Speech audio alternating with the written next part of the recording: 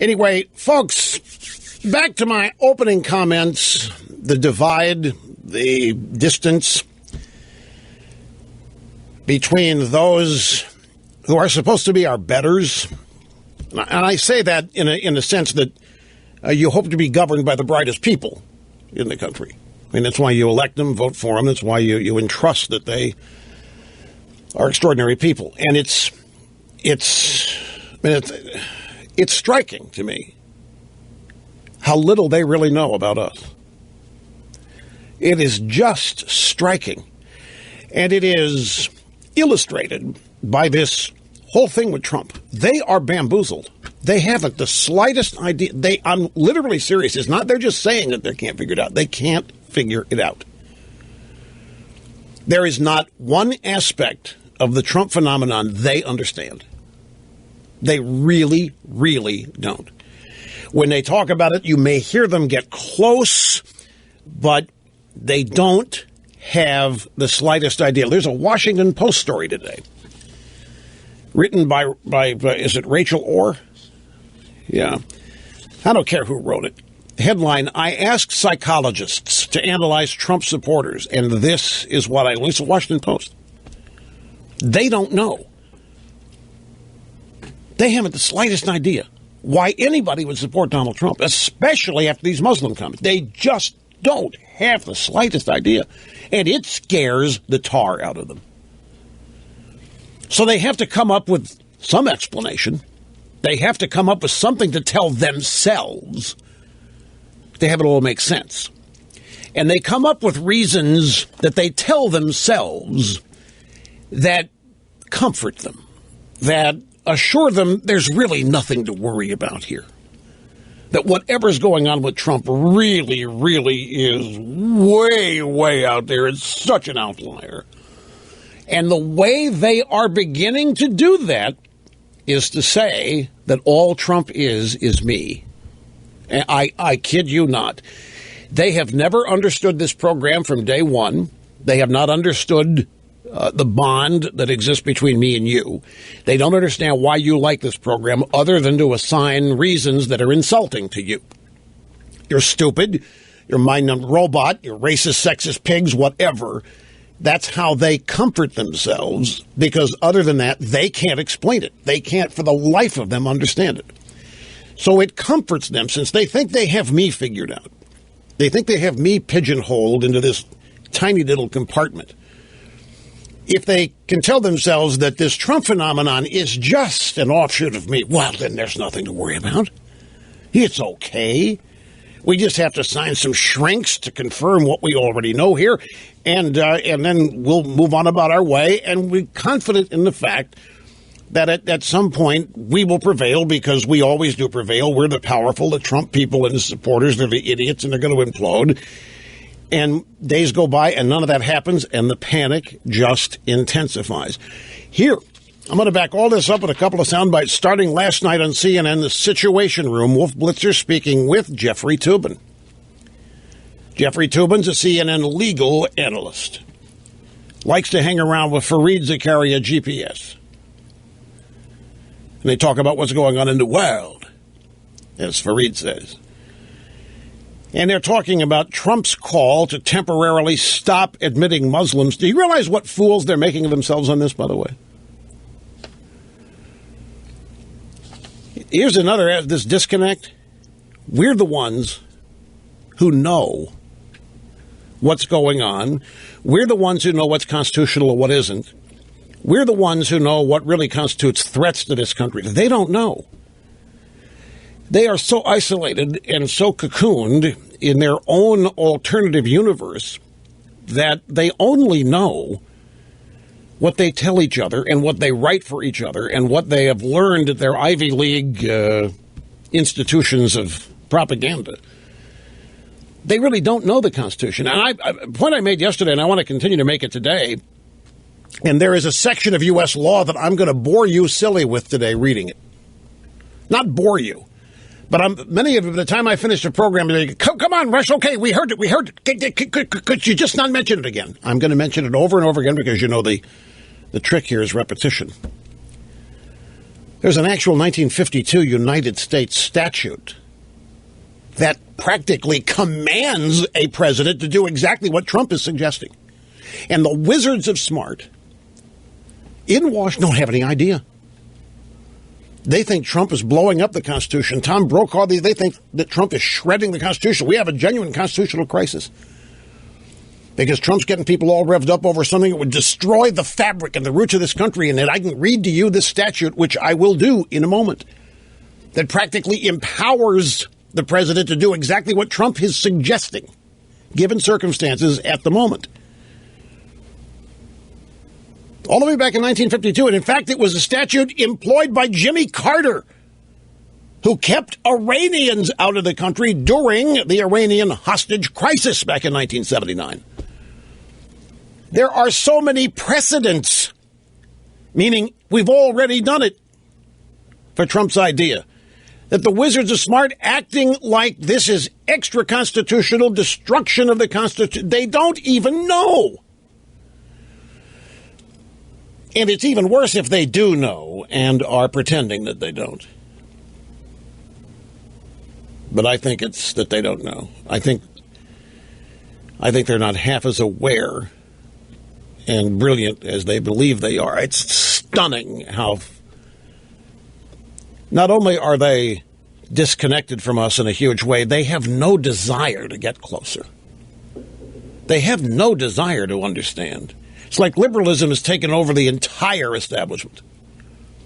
They have no desire to disprove what they believe, no desire to find out if they're right or wrong, because they can't possibly be wrong.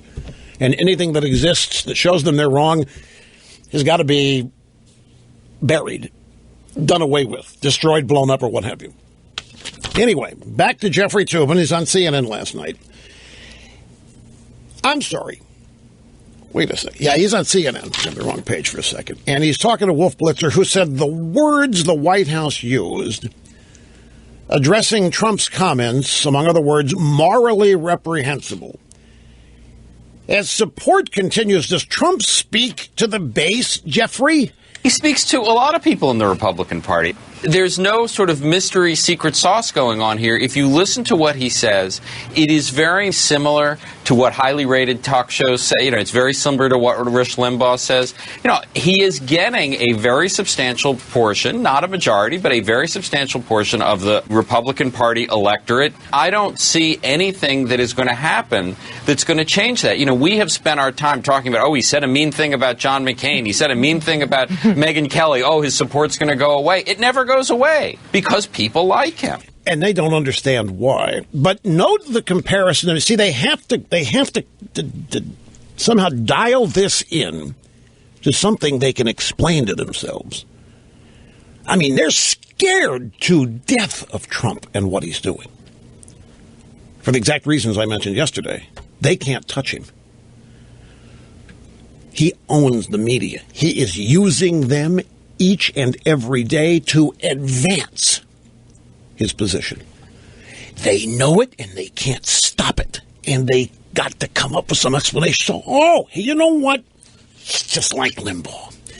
He just like talk radio, which they think that comforts them because that's no big deal. It amazes me. It always has amazed me. The audience of this program, if you really want to be honest about the audience of this program, you forget the way the traditional ratings are taken. If we measure it and so forth, we're well in excess of 20 million people, unique people in a week. And the dirty little secret about numbers in this program, 12 million people during a 3-hour program. 12 million unique people will tune in at some point. Jeffrey Toobin, at most, on CNN will reach 80,000 in an average CNN appearance. And maybe on a good day, 150,000. And what do they disregard, or what do they hoist up as something that's irrelevant and not worthy of a program with an audience of 12 million or 20 million, depending on how you define it? They're sitting there talking to people, 80, 100, 150,000 people.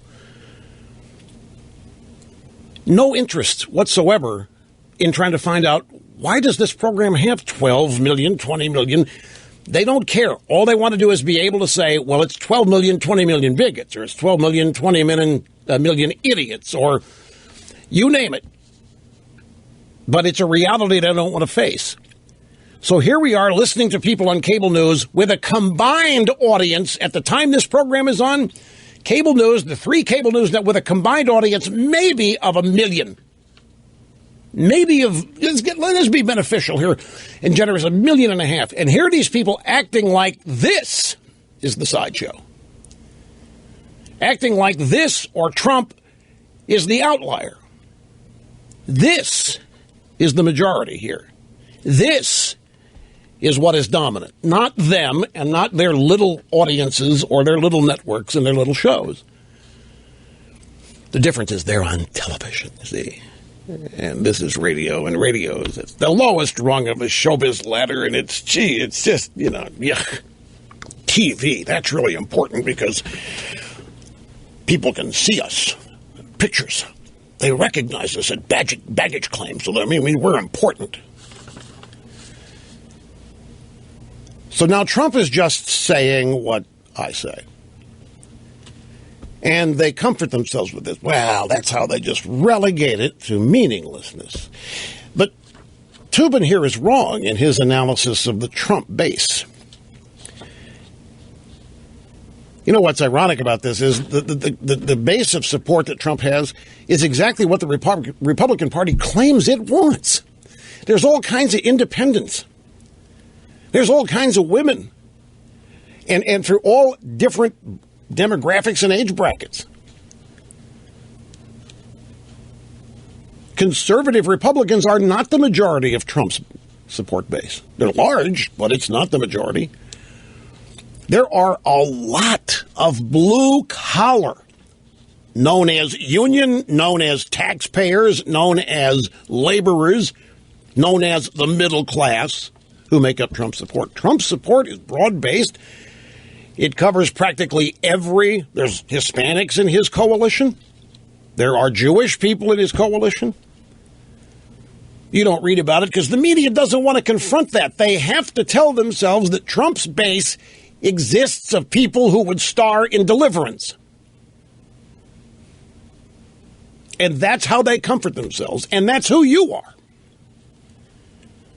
As they sit there with their, elite, brilliant audiences of 100,000